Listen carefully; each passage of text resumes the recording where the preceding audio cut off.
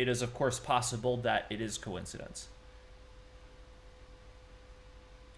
Um, Saw your tweet about Leah. While I agree that more stronger action needs to be taken against the vast majority of streamers on Twitch, I'm sad she wasn't permanent. Like, I just want to, like, I don't, you guys that follow me on Twitter have seen that I've been ranting a bit about some of the drama lately.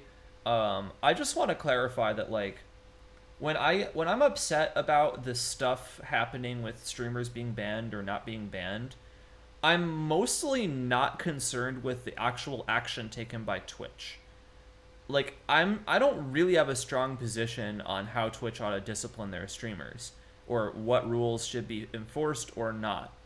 Here are the things that I care about. There's three things that I care about. Number one, I think it's important for content creators and competitors in gaming, basically professional gamers as a whole, to have due process when they are faced with disciplinary action by organizations that control their livelihood. That includes Twitch for streamers. It includes leagues and teams for competitive players.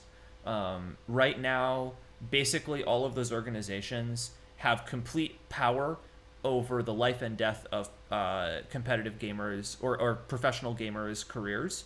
And that's not really fair, even if people do bad things and deserve to be disciplined. It should be an open and consistent process. Number two, I am upset by the way people talk about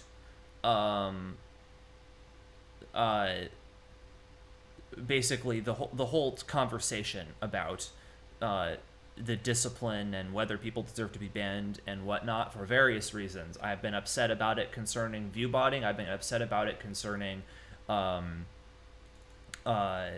Leah thing. And basically what bothers me about it is that I don't think that it is fairly distributed. I think that when I see the whole drama about viewbotting, I see people going after streamers that work extremely hard, stream long hours, put much effort into being entertaining and interesting and innovating on their channels. And the streamers that get attacked tend to be the ones that have very friendly, positive chats and atmospheres, and the ones that are doing the attacking are frequently associated with the communities of streamers known for bullying and negativity and offensive content. And that doesn't mean that the people being attacked aren't doing anything wrong. You know, they may be viewbotting. You know, people think there's evidence for it. That doesn't, you know, I'm not saying they shouldn't be disciplined. I'm not saying they should be viewbotting. I'm not saying it's fair. But there is also a dynamic going on of bullying from some streamers and their communities directed at other streamers of their communities, and I don't like that. And I think there's probably more people viewbotting than just the people that get attacked for it. And I don't like the subtext of that because I don't like bullying. And I think there's a lot of sexism in the way that people apply a double standard to female streamers and to male streamers.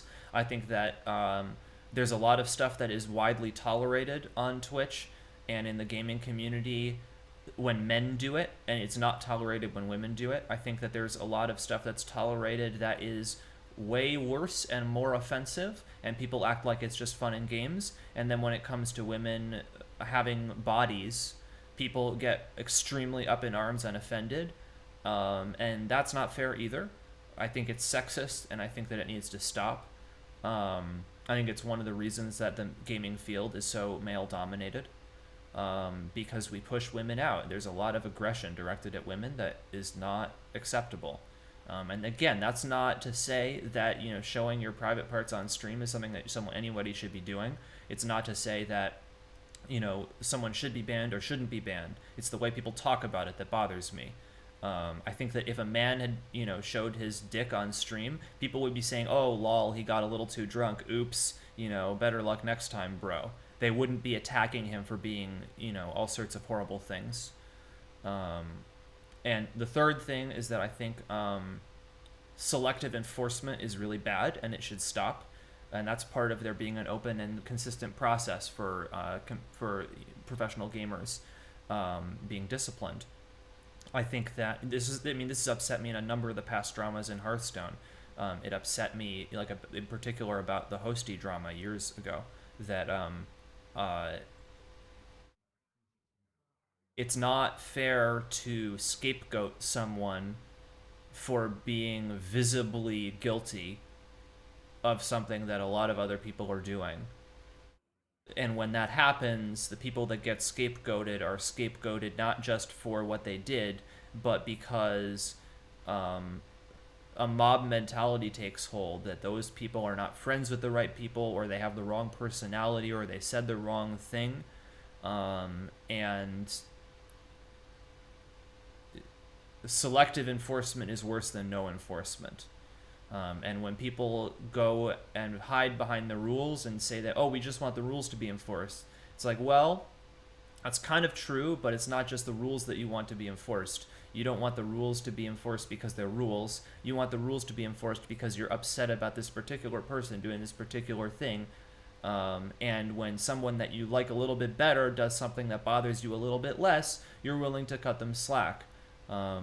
It's not really about the rules when people get upset about the rules. It's about what they care about and who they care about.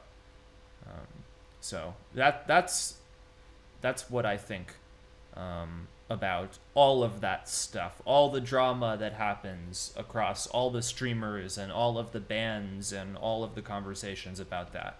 That's my position.